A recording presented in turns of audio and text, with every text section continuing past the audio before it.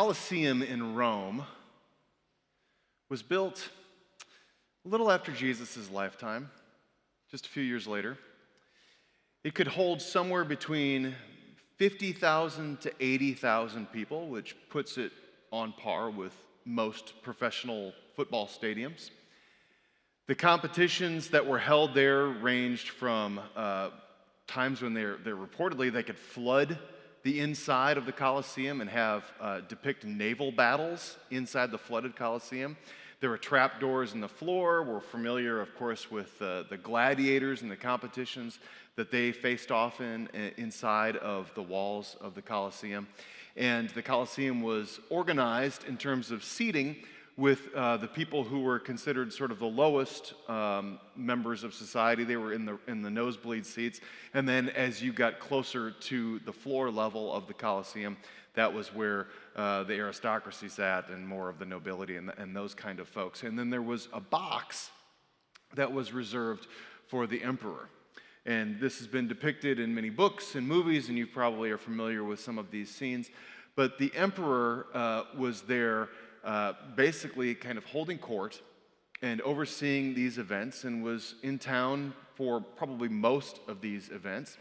And what these events were made to do were they're made to be, certainly they're meant to be entertaining, and the people loved to flock to the Colosseum to watch the spectacle that was unfolding.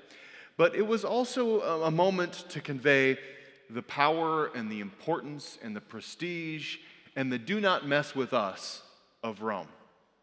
Because the Roman emperor could, with a simple gesture of his hand or a word uttered from his mouth, change the course and the fate of someone's life inside of the games.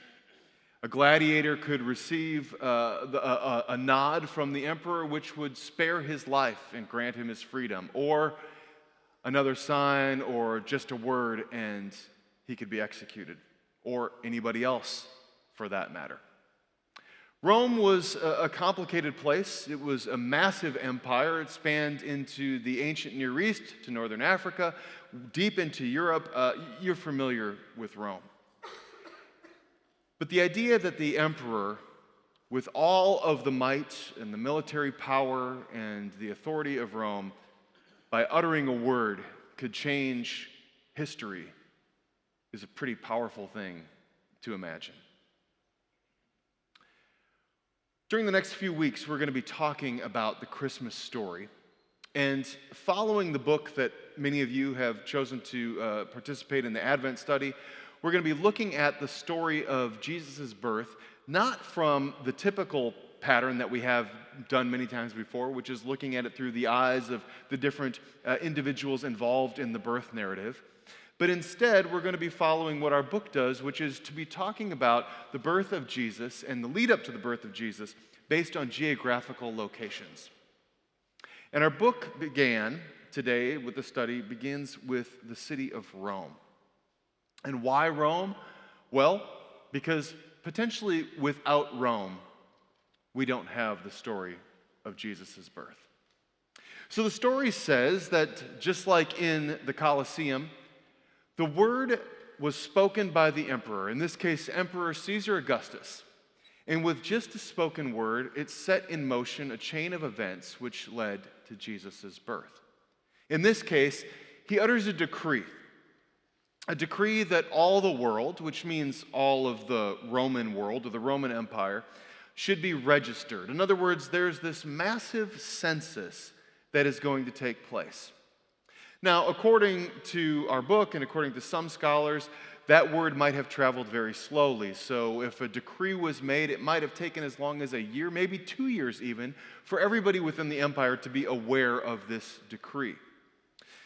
I wonder if it happened actually much faster than that, given the sophisticated road systems and the postal system that the Romans actually had. But at any point, the Romans were aware that a decree had been made by Emperor Augustus and that everybody should be registered.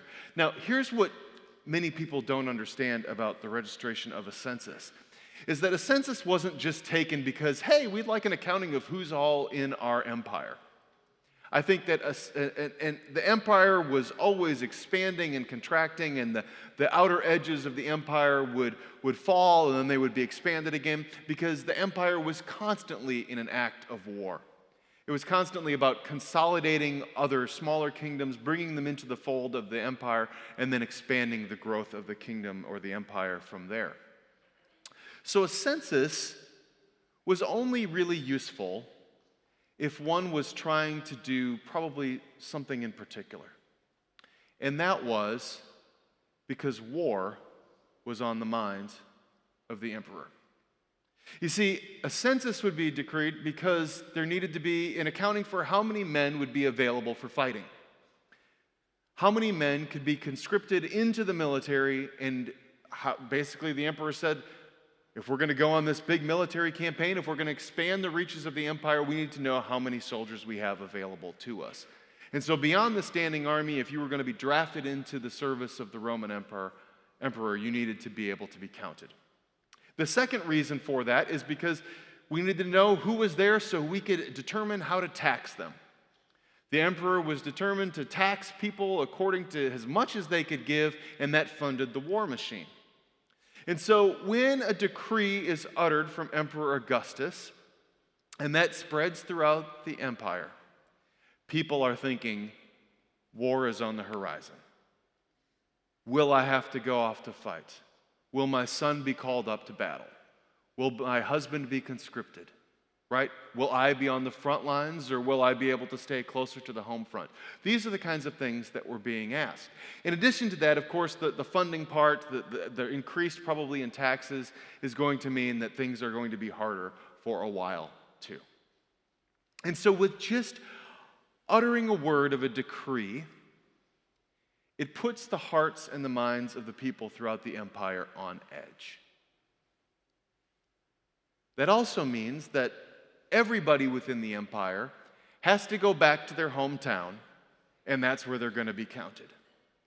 So imagine then, if you will, Mary, knowing the news of her pregnancy, knowing that she is betrothed to Joseph, they now have to go back to his hometown, to this tiny little place outside of Jerusalem called Bethlehem, and they'd have to make their way there.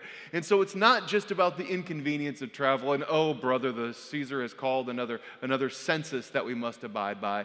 It's probably Mary wondering about what is the fate of this child in her womb. Will this child grow up like so many before him, knowing nothing but generations of war and conflict? Will her husband be exempt? Is he too old to be conscripted, or will he be drafted into the service of the emperor as well? These are some of the things that were on their minds, and so they begin to make their way. Even for a place as out of the way as Galilee, somewhere so insignificant in the grand scheme of the empire, these are some of the things that were on their hearts. What will the world look like in the coming days? And I'm sure that there was a sense of helplessness around this. Who is anybody to stand up to the empire? How is anything going to ever change? Are we actually capable of bringing about the kinds of changes that will bring this system of war and violence to an end? Or is this just going to be more of the same? Is it just our generation's turn to do the thing that has been done so many, many times before? And so there's these yearnings.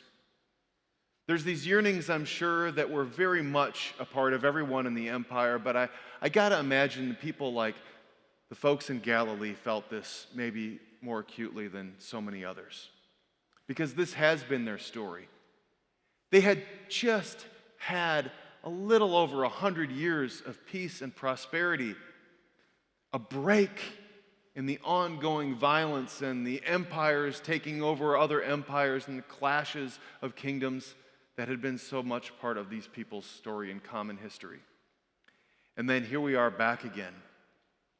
And Pompey takes over and he sacks Jerusalem, and now Galilee, Judea, they are under the control of the Roman Empire.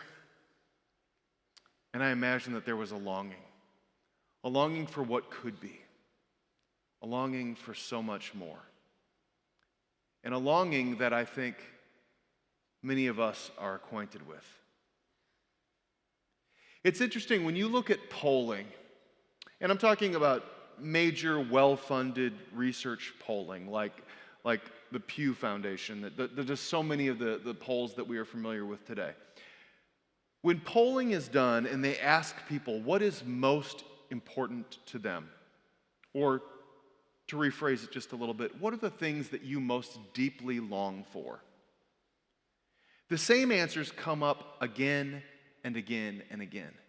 And they seem to transcend culture, and they transcend race, and they transcend economic status. And the three things that people come back to over and over again when they are asked, what is it that you truly long for? It is to have family, to feel belonging, and to feel some sort of joy and happiness and peace. Those are all kind of one. I can't really imagine that in Galilee in the first century, or anywhere in the world, really at any given time in human history, that people had longings that were altogether different from that. The idea of wanting to be a part of a family, wanting to find that interconnectedness, wanting to have people that you are close to, that love you just as you are, that unconditional kind of love that we all so deeply crave, to feel a sense of belonging, and to find some sort of peace in our lives, a contentment, a joy. Just a break from the hardship, from the stressors, from the anxieties, from the warfare, from the famine, from the violence, from the, you name it, right? We all want that. And yet those three things which are most crucial to human longing and what our deepest desires are all about are unattainable by a decree. No Caesar, no king, no leader waving their hand, stroking a pen, or uttering a word from their mouth is able to bring about the kind of deep longings and hopes that we have for our lives. There is no one who is capable of bringing that about. And so then, here we have one of our first of what will be many contrasts in the Christmas story. And that is the world's way and God's way. In the book, one of the things that I found most exciting about this first chapter about Rome was a quote that the author used when he cited one of his pastor friends, who's a guy named David Williamson. And David Williamson says, you know, it would be nice if we could act like Caesar Augustus. It would be nice if we had the power of the emperor to just wave our hand or utter a word and things change. Lives are impacted. Except that that's not the way that the world really works. He says, the emperor's way, Rome's way, is to utter a decree. But the way of heaven, God's way, is through a birth. That stuck with me. The difference between doing things by decree and doing things by birth. And so I got to thinking about all of those things, those deep longings that we have, the family part, the connection and belonging part, the peace and the joy part. These are not things that we can just will to happen. These are not things that we can just speak and they appear. These are things that we have to birth, at least so to speak. Because we bring them about from something that is very small. Just an idea, just a dream, just a longing. And then we work toward that, and we grow it, and we cultivate it, and we nurture it. And those are the way that things that become real life-changing things actually happen. But the greatest things in life, and the things that we chase after and that we hope for most of all, are not things that we can speak into existence, but we have to work for. Interestingly, the story in the Bible, the beginning of Scripture begins with God, I guess you could say, speaking things into existence.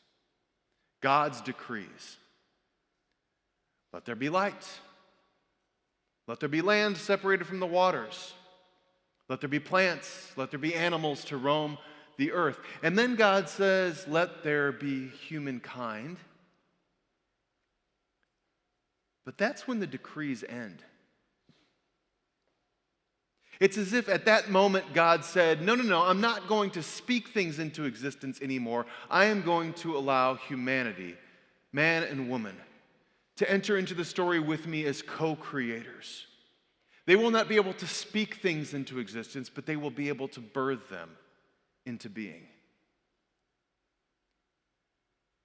And there will be community, and there will be family, and there will be provisions for one another, and there will be coming to one another's aid and coming to one another's side. And they will care for one another during their times of need, and they will celebrate with one another during times of joy. And so birthing is the way that God has now entered into the story of our lives into a way that is different, that is more powerful than speaking. It means that we have a skin in the game. It means that we have some agency in the process. That means that we have the ability to do something to bring about change in our lives and in the world. And God continues to follow in this way of being and creating because God then births leaders, and God births a people, and God births a covenant, and God births a movement, and eventually God births a son, co-creating with Mary. And this is the way that we do the story. This is the way that we work for our deepest longings, is that we partner with God and we work for family. And we cultivate those relationships.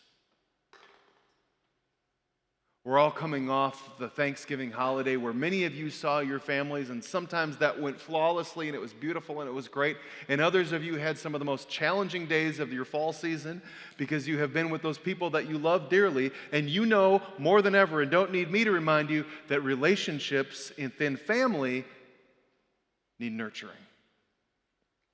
And it needs cultivation. But it can also be the place that we find something that is the most rewarding. And we want that belonging, but that belonging doesn't just happen automatically. We don't get to speak and decree belonging into existence in our lives. We have to work at it. That means things are reciprocal. That means we are partnering with one another. That means we are community in this together. And I think one of the things that we keep coming back to and echoing over and over again so much in our worship and this lament that we have is we see the fracturing in our world and we see the deep divisions. And it's just another reminder that belonging requires all of us to work at this common goal. And then peace and hope and joy. These things don't come up by accident. They're not things, despite our best efforts, things that we can just snap our fingers, wave our hands, and make them appear. But these are some of the things that we have to work the hardest at. Because we know, just like those who lived in Galilee in the first century, just like Joseph and Mary, that the world is not as it's intended to be, that it is not a finished product, that this is not thy kingdom come, thy will be done. We are not there yet, and so we continue to work for it.